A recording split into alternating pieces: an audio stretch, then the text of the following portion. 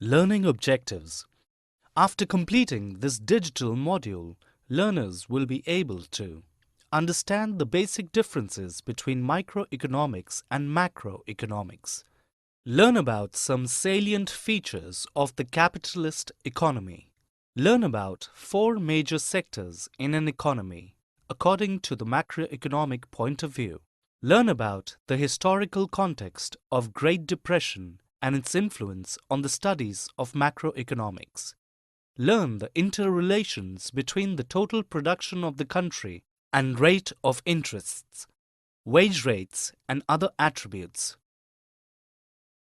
Macroeconomics and its emergence. What is macroeconomics?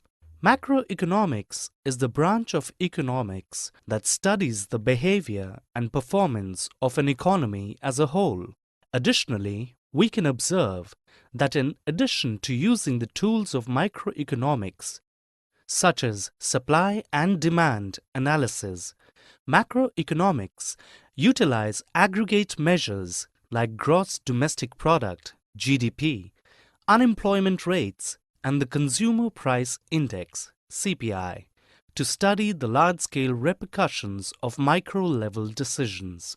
Macroeconomic policy is usually implemented through two sets of tools, viz., the fiscal and monetary policy. Fiscal policy is the use of government's revenue and expenditure as instruments to influence the economy. Examples of such tools are expenditure, taxes, and debt. On the other hand, the central banks implement monetary policy by controlling the money supply through several mechanisms.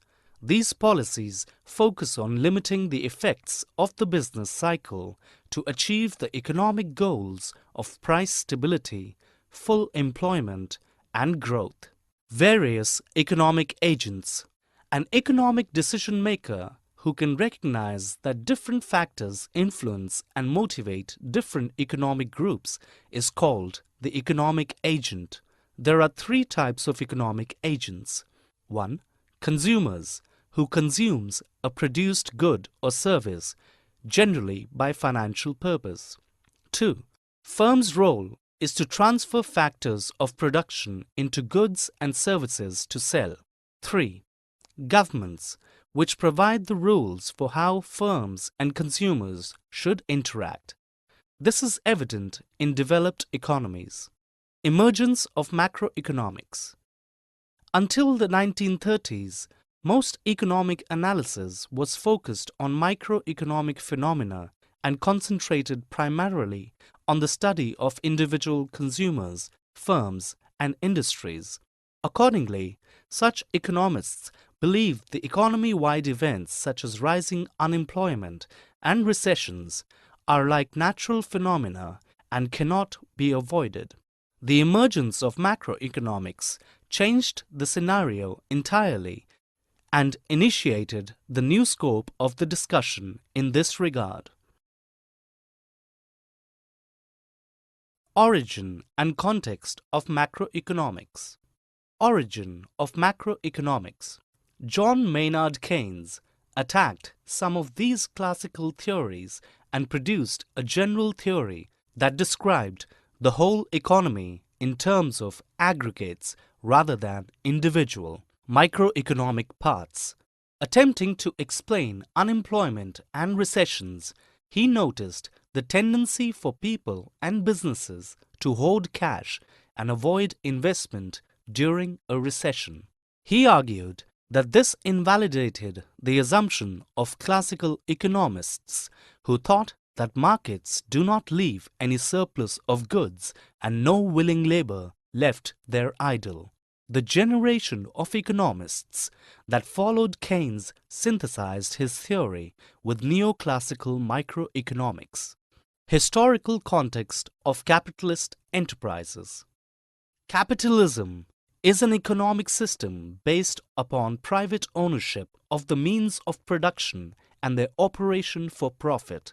Characteristics central to capitalism include private property, capital accumulation, wage labor, voluntary exchange, a price system, and competitive markets. In a capitalist market economy, decision-making and investment are determined by every owner of wealth, property, or production system in capital markets, whereas the prices and the distribution of goods and services are mainly determined by competition in goods and services markets. Most existing capitalist economies are mixed economies, which combine elements of free markets with state intervention and, in some cases, economic planning. Household sectors in macroeconomics.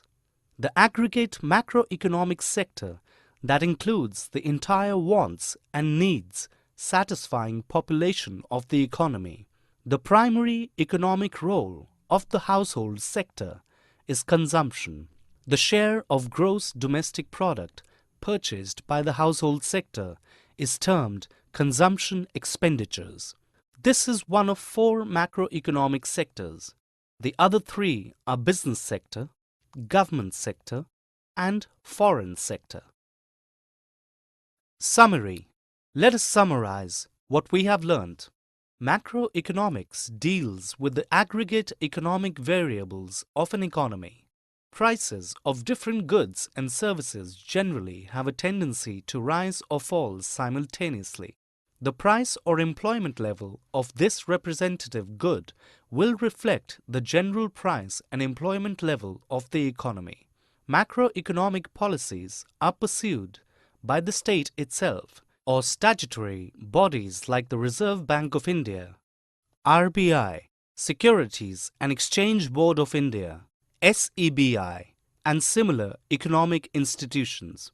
The Great Depression of 1929 and the subsequent years saw the output and employment levels in the countries of Europe and North America fall by huge amounts. A typical capitalist enterprise has one or several entrepreneurs where people exercise control over major decisions and bear a large part of the risk associated with the firm enterprise. After producing output with the help of these 3 factors of production, namely capital, land, and labor, the entrepreneur sells the product in the market. Apart from the firms and the government, there is another major sector in an economy which is called the household sector.